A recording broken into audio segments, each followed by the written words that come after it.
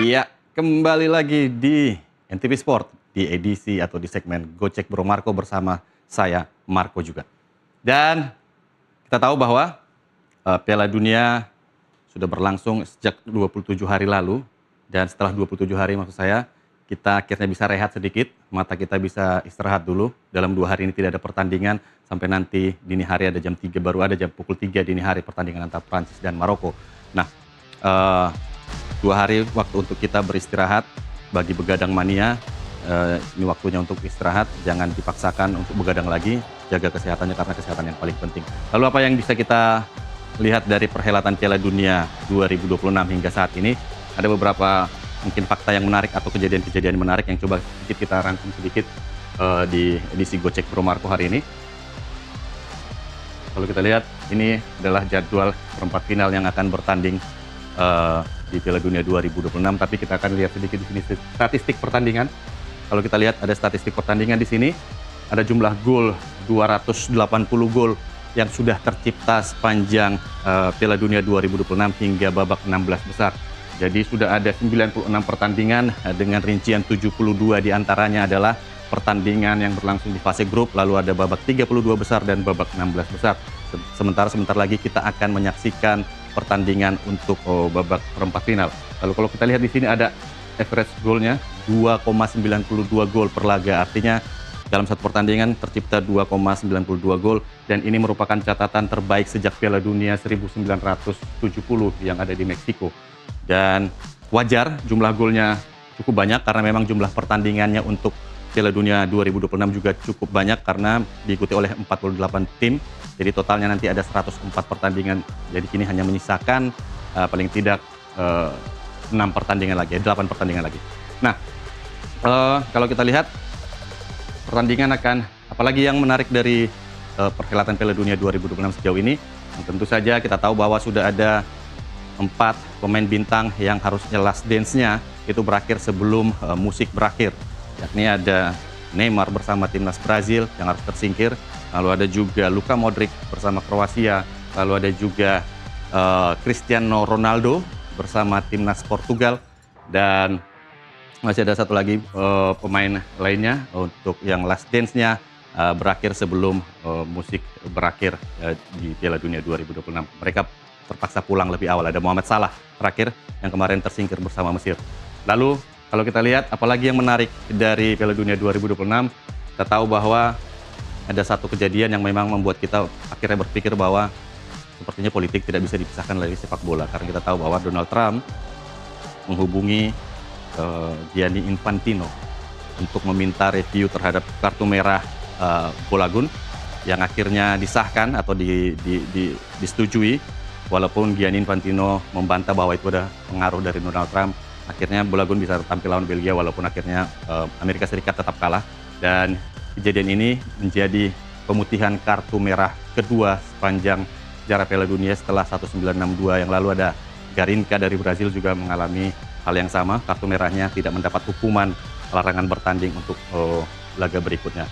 Lalu kita akan melihat di sini adalah jadwal Piala Dunia 2026 di mana perempat final akan mempertemukan Prancis melawan Maroko. Ini adalah duet syarat dendam atau revenge, di mana Maroko pernah kalah 0-2 dari Prancis pada Piala Dunia 2022 lalu di babak semifinal.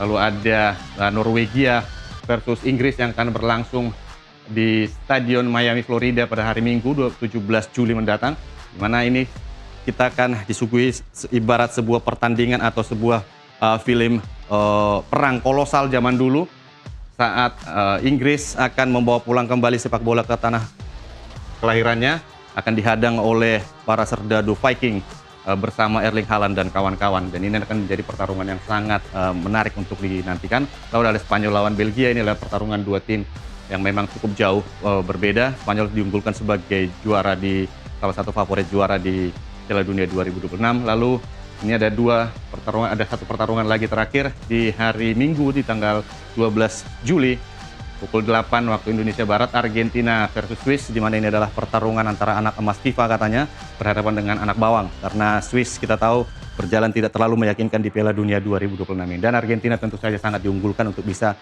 memenangkan pertandingan dan melaju ke babak semifinal. Ya, Ini sepintas informasi yang bisa kita rangkum mungkin dari Piala Dunia yang sudah hadir sejauh ini. Nah, selama kita istirahat nih dari demam Piala Dunia, selama timeline kita mungkin sudah tidak dibanjiri lagi oleh Piala Dunia sementara waktu, kita mau refresh dulu sedikit informasi-informasi sepak bola tanah air. Karena hujan emas di negeri orang lebih baik hujan batu di negeri sendiri katanya. Seperti itu. Dan ini kita lihat apa saja kabar yang terjadi dari sepak bola tanah air. Kita akan awali dari bursa transfer pemain di sini. Ini cukup menarik karena ada 2 pemain diaspora yang akhirnya memilih untuk melanjutkan karir sepak bolanya di Liga Indonesia. Ada Sandy Walsh dan juga ada Ragnar Oratmangun. Kedua pemain ini akhirnya memutuskan berkostum Persib Bandung. Artinya di Persib Bandung saat ini sudah ada banyak pemain diaspora, ada Tom Hai di sana, ada Eliano, ada John Mark, terus ada juga Mark Klok, baru tambah ini ada sekitar 6 ya, atau 5 pemain diaspora yang ada di Persib Bandung. Nah, yang jadi pertanyaan, dan nama-nama ini katanya masih akan bertambah ya, ada beberapa nama juga yang katanya akan sedang dilirik oleh klub-klub Super League lainnya. Yang jadi pertanyaan adalah, apakah keputusan para pemain-pemain diaspora ini untuk kembali atau merumput atau meninggalkan kompetisi di Eropa, kembali bermain atau datang ke Indonesia untuk bermain di Super League, apakah itu sebagai sebuah kemunduran atau justru ini sebagai sebuah kemajuan? Jangan lupa jawabannya di kolom komentar YouTube Nusantara TV ya. Jadi karena agak berat nih jawabannya, karena rentan dihujat. Jadi saya serahkan kepada teman-teman untuk menjawabnya. Apakah ini menjadi kemunduran atau ini menjadi sebuah langkah yang baik untuk menambah jam terbang mereka sehingga peningkatan permainan mereka atau performa mereka di timnas Indonesia. Baik, lalu ada lagi Piala Presiden 2026. Ini sepertinya tidak ada banyak perubahan. Orangnya itu juga. Ketua SC-nya masih Marwar Sirait. Lalu masih ada Erick Thohir juga yang ikut kemarin dalam jumpa pers. Jadi tidak banyak perubahan di balik perhelatan Piala Presiden 2026, hanya saja musim ini tanpa Oxford United. Artinya tidak ada klub Eropa yang terlibat dalam Piala Presiden 2026. Dan ada 2 grup yang nantinya akan dimainkan di fase gugur, yakni grup A yang berlangsung di Stadion Sijalak Harupat. Di sana ada Persib Bandung, Arema FC, lalu ada DPMM FC dari Brunei Darussalam, lalu ada Tampines Rovers dari Singapura, lalu di grup B yang berlangsung di Stadion Gelora Bung Tomo, ada Persebaya Surabaya, Persija Jakarta, PSMS Medan, ini adalah PSMS Medan, tim legendaris, lalu ada Port FC sebagai juara bertahan. Di sini tidak ada lagi, serta seluruhnya dari Asia Tenggara, dan kalau kita ikuti kemarin jumpa persnya bahwa Ketua Umum PSSI mengatakan ini merupakan waktunya bagi tim-tim yang selama ini dianggap ikut membantu persepak bolaan tanah air untuk bisa ikut ambil bagian, seperti Persib Bandung, Arema, Persebaya, Persija, dan PSMS. Lalu, apakah ada perubahan lainnya di Piala Presiden 2026? Hadiahnya nambah jadi 6 miliar. Dan ini dia yang mungkin sedikit highlight kita bagi Piala Presiden 2026. Dan selain itu, untuk tahun ini banyak sekali Piala Presiden, teman-teman. Nggak cuman yang saya jelaskan di sini, ada juga Piala Presiden kelompok umur usia dini, ada Piala Presiden juga untuk Liga 4 juga ada Piala Presiden. Jadi rata-rata sekarang kompetisi mengusung nama Piala Presiden. Kita nggak tahu apakah ini memang sesuai dengan kebutuhan untuk promo atau tagline dari sebuah kejuaraan atau memang ada di baliknya, kita nggak tahu. Tapi yang pasti Piala Presiden untuk tahun ini cukup banyak. Mulai dari kelompok umur sampai yang premiumnya sampai yang kelompok papan atasnya seperti itu. Oke, kita beralih ke Garuda Calling. Yes, Garuda Calling. Tahun ini atau bulan ini John Hartman juga melakukan pemusatan latihan di Bali jelang bergulirnya Piala AFF 2026. Nah, mereka berlatih tanggal 5 kemarin sampai tanggal 11 Juli nanti, dan John Hartman telah memanggil 50 pemain. Ini 50 pemain cukup banyak, saya agak bingung bagaimana membaginya dalam hotel nanti, seberapa banyak mereka nanti, apakah mereka satu kamar berempat atau berdua atau sendiri-sendiri, berarti ada 50 kamar dibutuhkan. Dan dari semua 50 pemain ini, Persija dan Persib menjadi penyumbang atau klub dengan penyumbang pemain terbanyak, ada 11 pemain di sana. Persija termasuk Pratama Arhan, akhirnya ikut dipanggil juga, yang baru saja bergabung dengan Persija Jakarta. Begitu juga dengan Sandy Walsh yang juga baru bergabung, dan Ragnar baru bergabung dengan Persib Bandung. Mereka juga ikut dipanggil ke Bali. Dan sampai saat ini latihan masih close seperti Norwegia.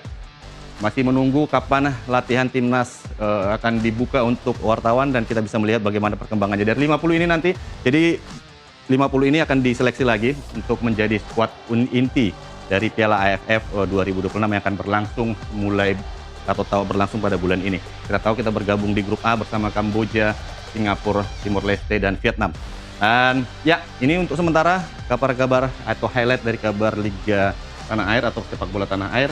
Lalu masih ada lagi kabar lainnya, yakni bursa transfer pelatih. Dan ini juga menarik untuk diperhatikan karena apa? Karena ada kembalinya mantan-mantan pelatih timnas Indonesia ke menangani klub-klub yang bermain di Liga Indonesia. Salah satunya tentu yang pertama adalah Neil Maizar. Neil Maizar ini sosok yang sudah tidak asing bagi kita dulu di tahun 2012-2013. Neil Maizar pernah menangani timnas Indonesia. Lalu saat ini, musim ini dia akan menukangi Semen Padang atau Kabo Sirah yang terdegradasi musim lalu, terdegradasi dari Super League ke Liga 2. Dan ini statusnya sudah resmi. Ini merupakan kali ketiga Neil Maizar menukangi Semen Padang. Apakah Neil Maizar bisa mengembalikan kembali Semen Padang naik ke posisi teratas kompetisi sepak bola Indonesia? Kita akan menunggu. Lalu ada nama Sintayong. Ini adalah nama yang boleh dikatakan sangat tenar di Indonesia. Dia melatih Indonesia 2020 sampai 2025 dan sudah bergabung dengan Persija Jakarta. Dan ini merupakan menjadi kesempatan atau kali pertama Sintayong menangani klub di Indonesia. Sebelumnya dia menangani Ulsan tapi hanya beberapa bulan. Lalu statusnya sudah resmi bersama Persija diikat 3 tahun. Lalu ada satu nama lagi, Luis Mia. Luis Mia juga digadang-gadang. Kabarnya, saya juga mendengar kabar ini dari petinggi klub di salah satu pertemuan atau di salah satu acara, tapi ini masih sebatas rumor, belum resmi. Dia akan menukangi Dewa United rencananya. Dia sebelumnya menangani timnas Indonesia 2017 sampai 2018. Nah, ini akan menjadi warna baru di sepak bola Indonesia dan dia akan menggantikan Jan Olde yang sudah 4 musim dan sudah tidak diperpanjang kontraknya oleh Dewa United. Namun ini masih menunggu kabar here we go-nya. Belum ada keputusan resmi sampai sejauh ini.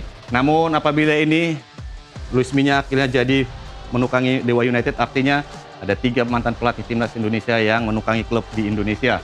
Dan sebelumnya Luis Mia juga pernah menukangi Persib Bandung. Agak anomali kalau menurut saya karena memang biasanya ya pelatih-pelatih yang sukses di klub itu baru melangkah naik ke timnas, melatih timnas. Nah kalau ini dari timnas melatih ke klub. Apa tujuannya? Apakah memang karena faktor kemampuan atau strategi kemampuan teknis pelatih atau ada faktor lain di luar itu? Silakan jawab di kolom komentar lagi. Baik, itu dulu informasi dari Gocek Bro Marco atau review singkat kita terkait dengan sepak bola nasional. Dan jangan kemana-mana, NTV Sport akan kembali lagi sesaat lagi.